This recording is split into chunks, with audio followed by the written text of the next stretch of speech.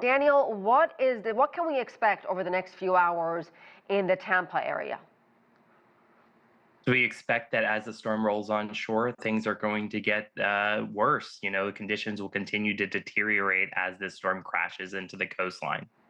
How unusual is it to have two back-to-back storms, not just any storms, but powerful, dangerous, and deadly storms? First Helene, now Milton, both eyeing Florida.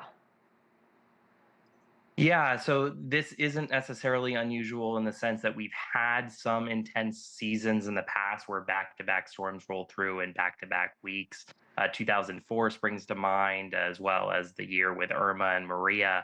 But to see these intense, rapidly intensifying storms, especially in the case of Helene and now Milton, this is unusual to see this kind of rapid intensification taking off very quickly.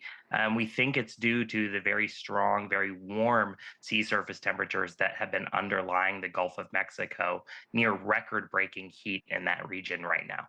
And that, of course, is because of climate change.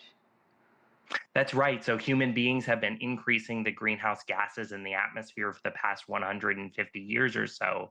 And as a result, the temperature of the planet is going up, and so are these sea surface temperatures. So, Hurricanes care because they're a lot like the engine in your car.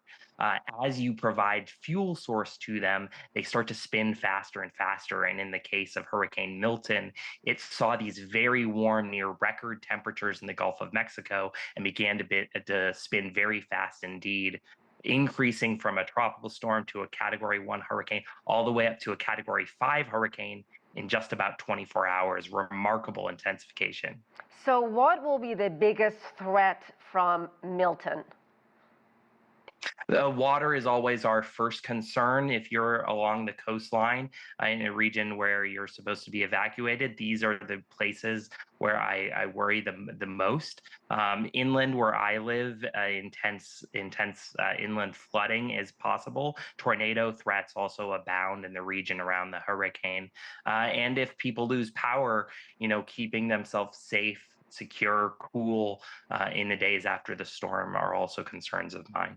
And I think another big problem with Milton is that there's so much debris from Hurricane Helene laying around, and potentially that debris could be used as projectile weapons, literally hurting communities, hitting homes and neighborhoods. Yeah, I think what you're highlighting is the fact that these storms and their impacts can stack up on top of one another, sort of amplifying each other's effects. We saw with Hurricane Helene a lot of damage along the Florida coast and indeed much further inland, all the way up to the Carolinas.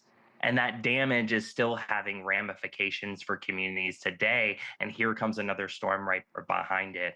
I think this shows sort of the compounding costs of climate change, as we had a very wet, very extremely intense storm in Helene that we do know was impacted by climate change. And now here again comes another storm that intensified very quickly with similar water-based threats. So these impacts are starting to pile up on one another. We're down to just every 9 days in the United States, we have a billion-dollar disaster.